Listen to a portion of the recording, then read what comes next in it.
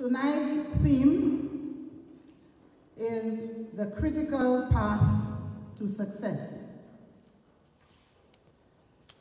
3 weeks ago, a book titled Iconic St. Lucians was launched to much acclaim in St. Lucia.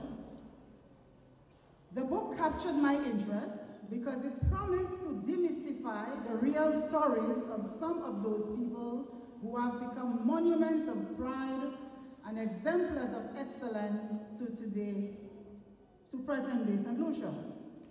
I purchased a copy, and such was my delight with the work that I offered to sell books right within the bank where I work. My intent was to ensure that every staff member possessed a copy because of its high inspirational content.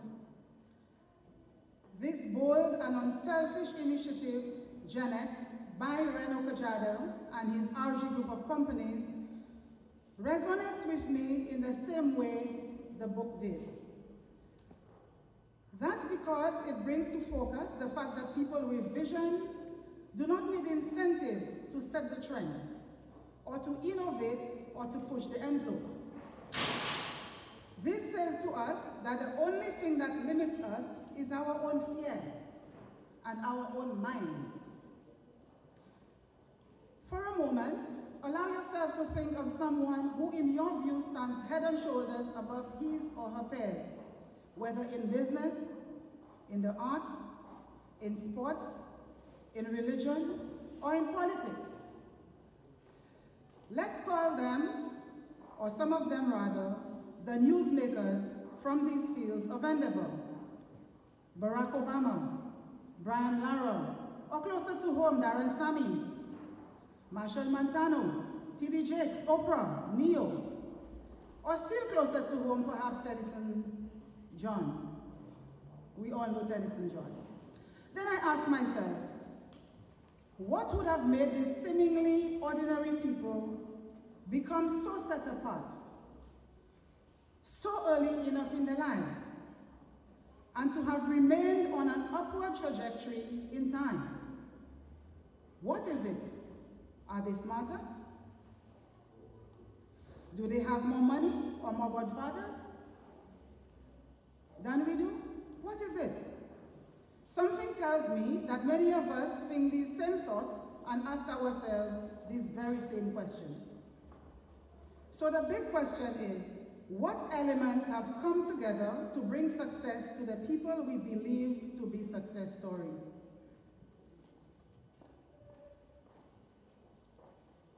Do we here in this school auditorium have these same factors at work, in and around us? Is it only people born to money or social influence who are sure to succeed?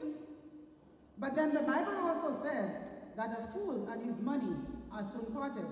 So perhaps it has less to do with inherited circumstances than what drives you from inside. Was Reno born with money? From what I have come to understand, he was not. I was very surprised to learn that that young St. Mary's College graduate sold ice cream in Castries once upon a time. I could not relate the Reno that has risen like a meteor in the construction world to the young man who once sold ice cream. But then again, if you know Reno, you will also know that he always has a plan. So perhaps, just perhaps, the ice cream was a part of Reno's plan for himself. I have always listened to what famous people have had to say about the strategy for success. I expected to see advice about the quality of your education and rubbing shoulders with the right people. But there is one singular perspective on the way to success. Mario Andretti, a race car driver, says, and I quote, "Desire is the key to motivation, but it's the determination and commitment to an unrelenting pursuit of your goal, a commitment to excellence that will enable you to attain the success you seek," unquote. That reminded me of the story of J.Q. Charles, Sir J.Q. Charles, a man whose name has become a brand and an institution in St. Lucia. According to the book Iconic St. Lucians, J.Q. Charles, who was from Soufrière, graduated from St. Mary's College and became apprenticed to Moplesy and Company, one of the city's largest wholesale and retail outlets. There he dedicated himself to becoming proficient in every aspect of commerce. Gifted with natural business acumen, he soaked up all he could learn and in just a few years started his own business, shipping fruits to Canada during the World War II. It is said he was a one-man show, working long hours, typing his own invoices and orders. Soon, he expanded into the shipping of cigarettes, confectionery, and an increasing line of hardware and household items. His business grew. From there, and the rest is history. We all know the history very well.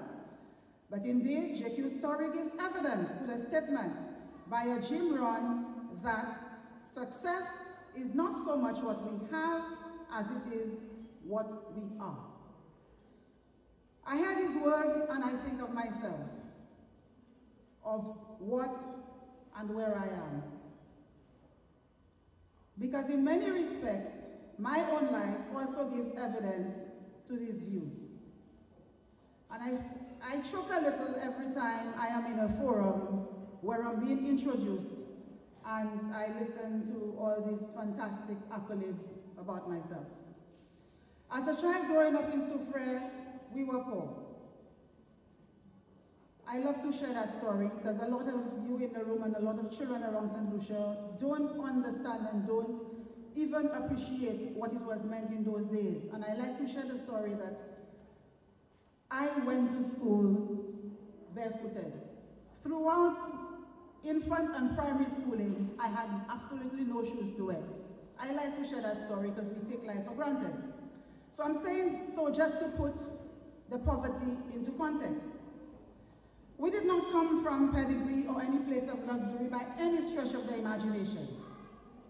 But at that time, I was considered bright, and I always wanted more.